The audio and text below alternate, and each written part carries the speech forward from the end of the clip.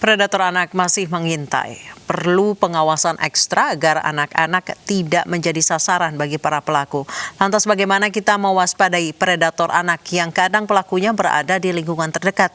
Kita akan bahas terkait ini bersama Komisioner Komisi Perlindungan Anak Indonesia, Rita Pranawati. Selamat sore, Ibu Rita. Selamat sore, Mbak Anissa. Bu Rita, sejauh ini pengungkapan predator anak, pelaku pemerkosa anak, pencabulan anak hanya fokus di penangkapan korban. Sementara maksud saya penangkapan pelaku. Banyak masyarakat yang tidak mengetahui seperti apa sih penanganan korban setelah pelaku ini ditangkap atau misalnya pelaku dihukum berat. Apa sih, bagaimana sih kelanjutan nasib para korban yang tentunya pemulihan psikologi bukan hal yang mudah? Betul, Mbak. Jadi di dalam konteks penanganan korban, selain tadi efek jera kepada pelaku yang sudah tega ya tadi melukai, melakukan kejahatan seksual kepada anak, tadi kasusnya mulai dari di Sumatera sampai kemudian di Makassar, di Jawa juga banyak begitu ya. Itu menjadi perhatian kita adalah bagaimana rehabilitasi korban.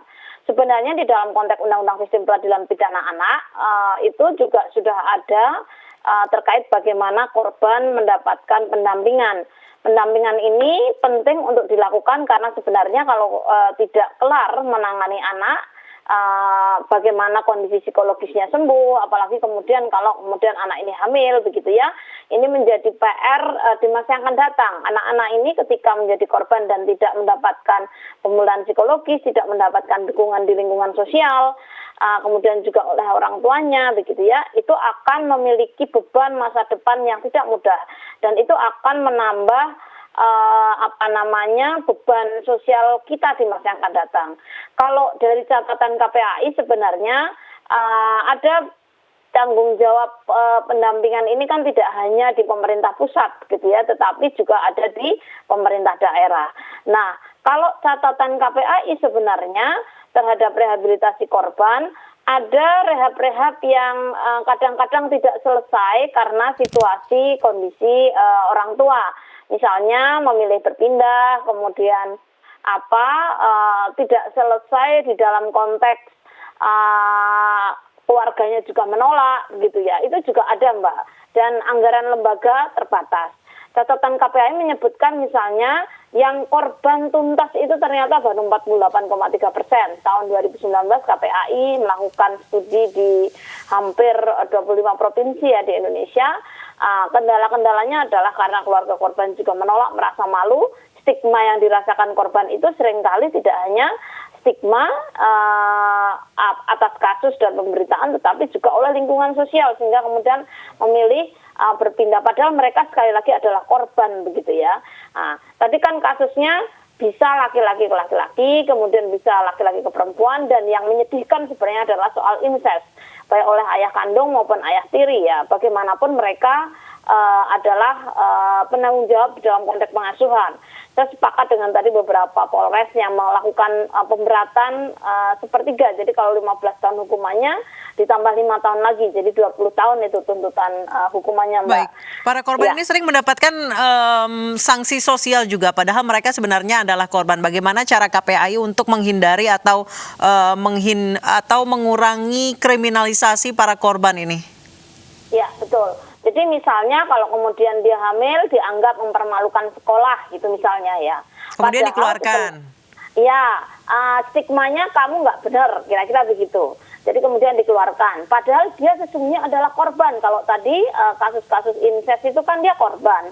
Kita harus memahami mereka adalah korban yang harus kita bantu, kita dukung keberlangsungan masa depannya. Kalau kemudian dia hamil mungkin diberi cuti terlebih dahulu karena bagaimanapun dia juga punya hak untuk pendidikan. Ini yang kemudian penting untuk diedukasi kepada masyarakat. Dia tidak ingin menjadi seperti itu.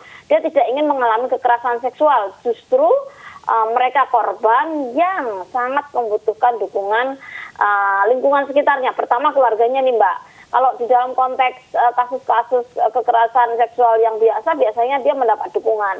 Tetapi di dalam konteks yang incest itu lebih berat lagi. Tidak semua orang tua, misalnya nih bapak pelaku ya, ada beberapa kasus yang misalnya saya temui, ibunya justru meminta pembebasan bapak yang menjadi pelaku kejahatan seksual incest kepada anak tirinya misalnya.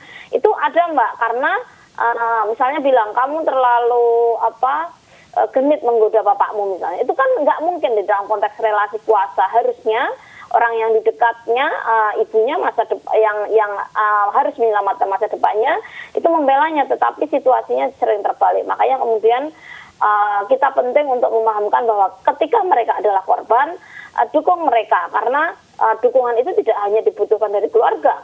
Keluarga penting, tetapi keluarga sekitar, masyarakat sekitar nggak bisa kemudian dia hamil karena begini-begini. Baik. Nggak bisa begitu juga gitu.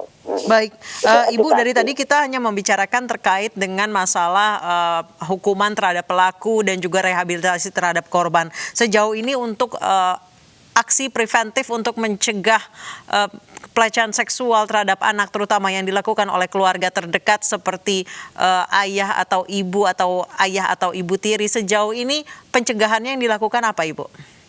Ya, memang ini Mbak, PR kita besar untuk terkait dengan kesehatan, mengedukasi terkait dengan kesehatan reproduksi. Kesehatan reproduksi itu kan memahamkan bagaimana fungsi-fungsi organ reproduksi, kemudian bagaimana menjaganya, kemudian menjaga anak dari potensi mengalami kejahatan seksual meskipun itu dari orang terdekat. Nah, tapi ketika ada superioritas yang dimiliki oleh pelaku, itu akan sulit dilakukan oleh anak meskipun anak sudah memahami apa itu organ reproduksi dan lain sebagainya, Ibu. Betul Mbak, kalau di dalam konteks incest biasanya dia agak lama Mbak terbukanya. Karena kan memang relasi kuasanya tidak setara, kemudian dia juga mengalami takut. Itu berbeda dengan tadi kalau kasus yang Cianjur itu, anak 5 tahun dia ngertinya sakit aja gitu. Tapi kalau sudah agak besar kan dia ngerti, ibunya bisa marah dan seterusnya, dan itu biasanya ketahuannya lama. Tetapi penting untuk diajarkan kepada anak-anak kita, apalagi di dalam konteks perkawinan ya, kalau perkawinan kedua misalnya, itu tetap penting untuk memberitahu bahwa saya satu paket dengan anak gitu ya. Perlukah ada asesmen bagi mereka yang akan menikahi seseorang yang telah memiliki anak, Ibu? Saya kira mungkin ya itu penting juga, tetapi memahamkan itu kepada pasangan bahwa saya satu paket dengan anak, kamu juga harus menjaga anak saya, kemudian komitmen untuk sama-sama membesarkan anak itu menjadi penting. Jadi tidak kemudian melakukan kejahatan seksual kepada anak. Pak, kalau kemudian ada tanda-tanda yang sebelumnya memang ini berpotensi menjadi pelaku, menurut saya perkawinan itu harus dibatalkan demi kepentingan terbaik bagi anak gitu ya, di dalam konteks para pelaku incest tadi, Mbak. Baik, terima kasih Ibu Ratih telah bergabung bersama kami di Special Report.